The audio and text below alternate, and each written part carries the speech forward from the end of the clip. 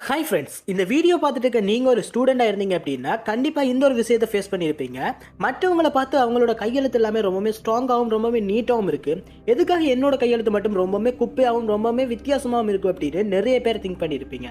In fact அதை change பண்ணுறதுக்குமே try பண்ணியிருப்பீங்க. But எந்த இடத்துலையுமே நீங்கள் சேஞ்ச் பண்ண முடியாமல் உங்களோட அதே கையெழுத்தாக இருந்திருக்கும். ஸோ நீங்களுமே பல வழிகளை ட்ரை பண்ணியிருப்பீங்க உங்களோட கையெழுத்தை அழகாக்கிறதுக்கு. பட் உங்களோட ஹேண்ட் ரைட்டிங் அந்தளவுக்கு அழகாக இல்லை அப்படின்னு நிறைய பேர் ஃபீல் பண்ணியிருப்பீங்க. ஸோ நான் இந்த வீடியோவில் உங்ககிட்ட ஒரு சில டிப்ஸை சொல்ல போகிறேன். இந்த ஒரு சில டிப்ஸை வந்துட்டு நீங்கள் ஃபாலோ பண்ணீங்க அப்படின்னாலே உங்களோட கையெழுத்தை ஈஸியாகவே அழகாக மாற்ற முடியும். அதே நேரத்தில் உங்களோட ஹேண்ட் ரைட்டிங்கை பார்த்து மற்றவங்களுமே பொறாமப்படுவாங்க. ஸோ வாங்க வீடியோக்குள்ளே போகலாம். வீடியோக்குள்ளே போகிறதுக்கு முன்னாடி நம்மளோட சேனலுக்கு நீங்கள் ஃபர்ஸ்ட் டைம் வந்திருந்தீங்க அப்படின்னா மறக்காமல் சப்ஸ்கிரைப் பண்ணிக்கோங்க. நம்பர் 1, நம்மள நிறைய பேர் விடக்கூடிய மிஸ்டேக் என்ன அப்படின்னா, பொதுவாக ஒரு பேனையை பிடிச்சி எழுதும்போது அந்த பெண்ணை அவர் ரொம்பவே ஸ்ட்ராங்காக ரொம்பவே கட்டாயப்படுத்தி பிடிச்சி எழுதுறவங்க நிறைய பேர் இருக்காங்க. பட் இப்படி பிடிச்சி எழுதுறதால தான் நம்மளோட ஹேண்ட் ரைட்டிங் ரொம்பவே மோசமா இருக்கு. இன்ஃபேக்ட் இப்படி பிடிச்சி எழுதும் போது ஹேண்ட் ரைட்டிங் வந்துட்டு ரொம்ப மோசமா இருக்கு அப்படின்னு நிறைய ரிசர்ச்லேயே சொல்லியிருக்காங்க. எதனால் அப்படின்னு சொல்லிட்டு கேட்டீங்கன்னா, பேனாவை நம்ம ரொம்பவே கிரிப்பா பிடிக்கும் போது அந்த பேனாவால இலகுவா மூவ் ஆக முடியாது. ஸோ அதனாலேயே நாம எழுதும் போது நம்மளோட ஹேண்ட் ரைட்டிங் ரொம்பவே மோசமா இருக்கு அப்படின்னு சொல்றாங்க. அதே நேரத்தில் நீங்க பேனாவை ரொம்பவே ரிலாக்ஸிங்கா ஒரு கிரிப்பா பிடிச்சிங்க அப்படின்னா கண்டிப்பா உங்களோட ஹேண்ட் ரைட்டிங்ல ஒரு இம்ப்ரூவ்மெண்ட் இருக்கும். கண்டிப்பா இதை ட்ரை பண்ணி பாருங்க. ட்ரை பண்ணிட்டு மறக்காம கமெண்ட் செக்ஷன்லயுமே சொல்லுங்க. நம்பர் 2, என்னதான் நம்ம ஹேண்ட் ரைட்டிங் கரெக்டா இருக்கணும் அப்படின்றதுக்காக பல மெத்தட்ஸை யூஸ் பண்ணாலுமே ரொம்ப முக்கியமான மெத்தட் என்ன அப்படின்னா நம்ம யூஸ் பண்ற பேனா தான். ஸோ நம்ம யூஸ் பண்ணுற பேனாக்கள்லையுமே நிறைய வெரைட்டிஸ் இருக்குது. ஸோ ஜெலி பென் யூஸ் பண்ணுறவங்களும் இருக்காங்க, நார்மல் நிப்பிள் பென் யூஸ் பண்ணுறவங்களுமே இருக்காங்க. ஸோ உங்களுக்கு எந்த பென் செட் ஆகும் அப்படின்றத கரெக்டாக சூஸ் பண்ணி எடுத்துக்கோங்க.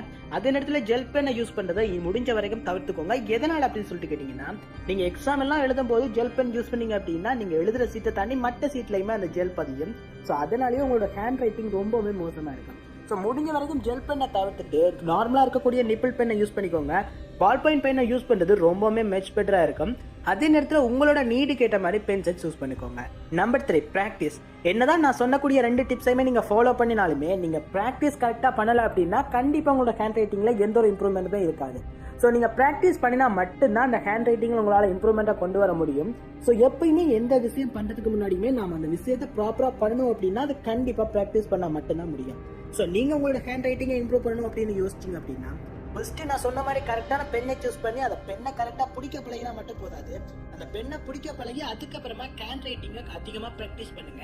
உங்களுக்கு எந்த ஹேண்ட் ரைட்டிங்கில் ரொம்பவே சில்வராக இருக்குது, எந்த ஹேண்ட் ரைட்டிங் உங்களுக்கு மச் பெட்டராக இருக்குது அப்படின்றத தெரிஞ்சுக்கிட்டு அந்த ஹேண்ட் ரைட்டிங்கை சூஸ் பண்ணி அதை ப்ராக்டிஸ் பண்ண ஆரம்பிங்க.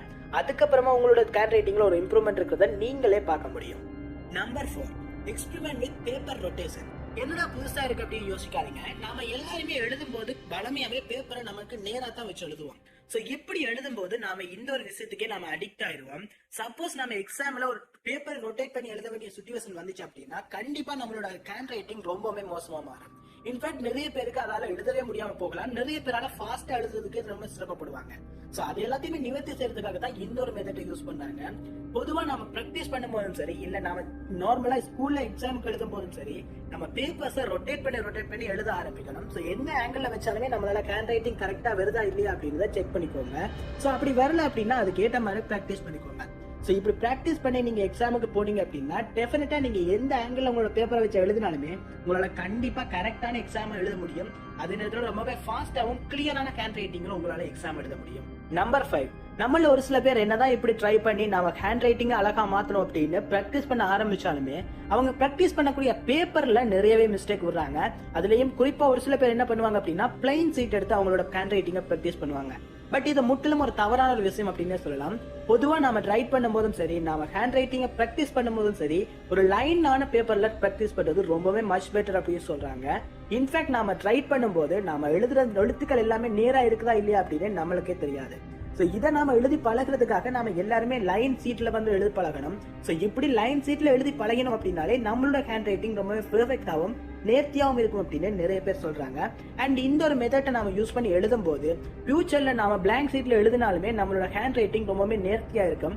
அதே நேரத்தில் நாம எழுதுற ஹேண்ட் ரைட்டிங்குமே பார்க்கறதுக்கு ரொம்பவே பியூட்டிஃபுல்லா இருக்கும். ஸோ இந்த ஒரு மெத்தட்டையுமே கண்டிப்பா யூஸ் பண்ணி பாருங்க.